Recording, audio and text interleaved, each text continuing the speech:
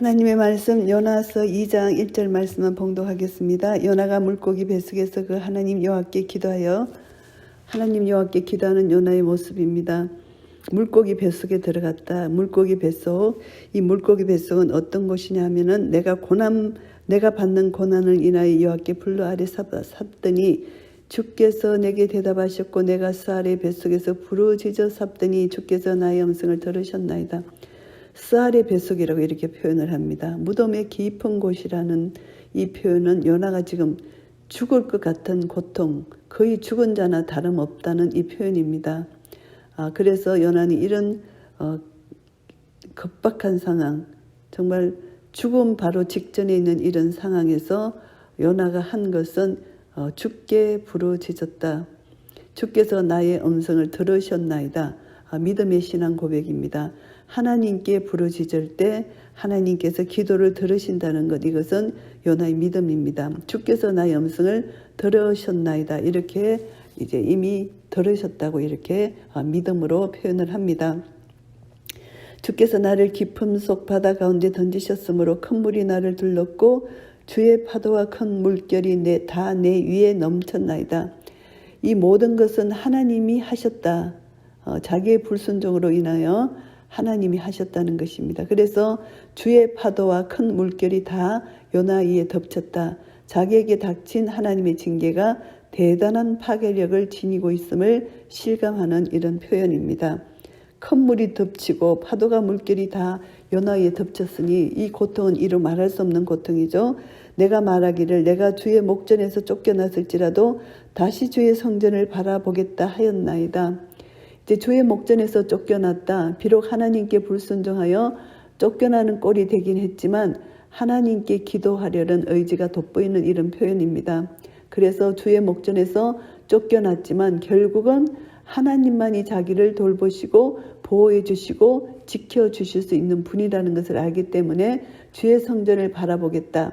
살아계신 하나님, 은혜의 하나님만을 의지하겠다. 이런 신앙의 결단입니다. 그래서 소망 가운데 비록 지금은 죽음과 같은 고통 중에 거할지라도 소망 가운데 하나님을 바라보면서 나의 힘이 되신 여호와여 내가 주를 사랑하나이다. 이 신앙 고백이 요나의 고백이 되어서 이제 성전을 바라보겠나이다.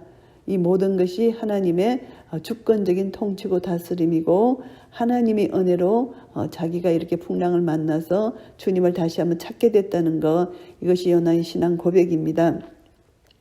물이 나를 둘렀으며 영혼까지 하였사며 기품이 나를 에웠고 바다풀이 내 머리를 샀나이다. 이 표현이 물속에 빠져서 죽음의 문턱에까지 이르는 이 심정, 하나님의 도우심이 없이는 결코 살아날 수 없다. 이것을 다시 한번 고백합니다. 내가 산의 뿌리까지 내려갔사오며 땅이 그 빗장으로 나를 오래도록 막았사오나 나의 하나님 여호와여 주께서 내 생명을 구덩이에서 건지셨나이다. 이제 땅속에 있다고 하는 죽은 자들의 장소까지 내려가는 이런 아픔, 죽을 운명을 깨달은 것입니다. 그래서 오직 하나님만이 내 생명을 구덩이에서 건지셨나이다. 하나님이 구원하시는 손길이 아니면 자신은 온전히 죽은 존재인데 하나님, 구원자 하나님이 죽음에서 자기를 구해주셨다. 이렇게 고백하는 것입니다.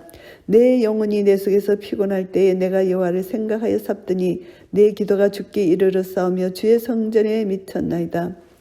하나님을 찾았을 때 하나님께서 응답해 주셨다.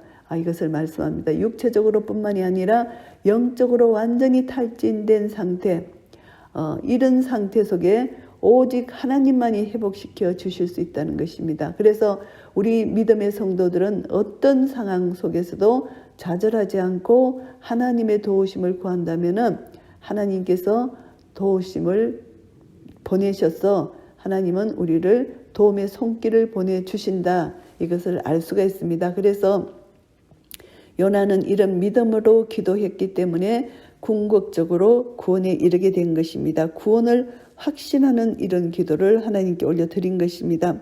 무릇 거짓되고 헛된 것을 숭상하는 자는 자기에게 베푸신 은혜를 버렸사오나 자기는 우상 숭배하는 자가 아니라는 것을 여기서 말씀합니다. 하나님의 은혜를 저버린다는 것은 하나님만이 구원이시다. 그것을 부인하는 것이 된다는 것이죠. 그러니까 자기는 거짓되고 헛된 그런 우상을 섬기는 것이 아니다. 우상을 섬기면 우상을 통해서 행복과 기쁨을 얻으려고 노력하지만 자기는 그런 자가 아니다. 이것을 말합니다. 은혜를 버렸다. 숭상하는 자는 자기에게 베푸신 하나님의 은혜를 버리지만 우상을 숭상하는 자는 자기는 그런 자가 아니라는 것입니다. 나는 감사하는 목소리로 주께 제사를 드리며 나의 선을 주께 갚겠나이다. 구원은 여호와께로서 말미암나이다 하니라. 이제 우상 숭배자들과 판이하게 다른 신앙을 가지고 있다고 고백합니다. 요나가 하나님의 은혜를 깨닫고 있다는 사실을 고백하면서 궁극적인 구원이 오직 여호와 하나님께로부터 주어진다는 믿음의 내용을 밝히고 있습니다. 그래서 하나님의 은혜에 감사하고 하나님과의 맺은 약속을 신실하게 지키고 하나님의 뜻에 온전히 순종하겠다는 다짐을 나타내는 것입니다. 그때 여호와께서 그 물고기에게 명하심에 요나를 육지에 토하니라. 물고기 뱃속에서 3일 동안 이제 있었다는 거, 이것은 살아있을 수 없는 것이잖아요. 하나님의 초자연적인 능력입니다. 하나님의 창조 능력으로 요나를 물고기 뱃속에 넣으시고 그곳에서 물고기 밥이 되지 않게 하시고 하나님께서 이제 창조 능력, 초자연적 능력으로 이제 요나를 또 물고기 뱃속에서 토해내게 하시는 하나님의 놀라운 역사, 예수 그리스도의 죽으심과 부활을 이제 예표하는 그런 사건이기도 합니다. 요나서 2장 말씀을 정리하겠습니다.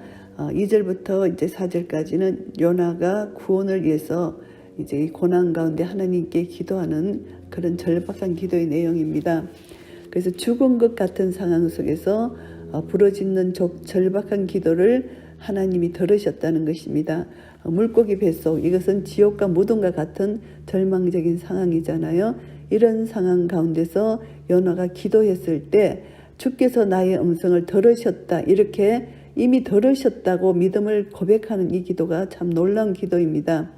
이제 엘리야가 이제 그 하나님의 응답을 다 믿고 기도한 것이잖아요. 850명의 거짓 선지자들 앞에서 드린 엘리야 기도, 이 간절한 기도, 하나님이 분명히 응답해 주실 것이라는 것을 믿는 믿음으로 드린 기도입니다.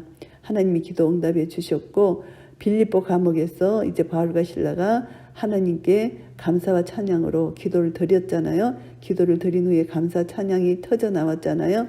이것도 하나님의 뜻이 그 감옥에서 하나님의 계획하신 게 이루어질 것이라는 하나님을 믿는 믿음 안에서 드린 기도입니다. 그래서 이제 감옥문이 열리는 그런 놀라운 그 빌립보 간수가 또 구원받는 그런 놀라운 구원의 역사가 있었잖아요. 그래서 하나님은 이렇게 하나님을 이방에 계시하시고 하나님의 종들을 통해서 이렇게 역사를 하시는데요. 요나도 자기에게 일어난 이 모든 일들이 하나님의 의한 것임을 고백했다는 것입니다. 하나님이 요나를 바다에 던지게 하셨고 이것들을 통해서 그 선원들 이방인들이 하나님을 보게 되고 알게 되고, 그래서 이 모든 것을 통해서 이제 요나는 하나님의 뜻을 알게 되고 하나님 음성을 들을 수 있는 이런 은혜를 얻게 된 것이고요.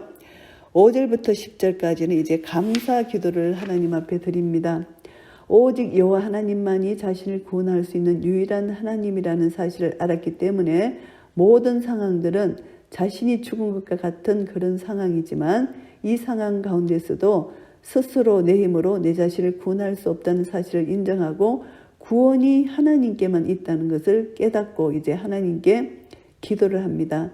하나님만이 유일한 신이시다. 하나님만이 자기를 구원할 자다. 이것을 깨닫고 이제 감사로 하나님 앞에 아뢰는 것입니다. 그래서 하나님만이 참신임을 알고 하나님 능력을 알기 때문에 감사를 통해서 하나님의 구원의 역사가 일어나는 것입니다. 나는 감사하는 목소리로 주께 제사를 드리며, 이 감사로 제사를 드리는 자에게 하나님이 영화롭게 해주시는 그런 은혜가 있습니다.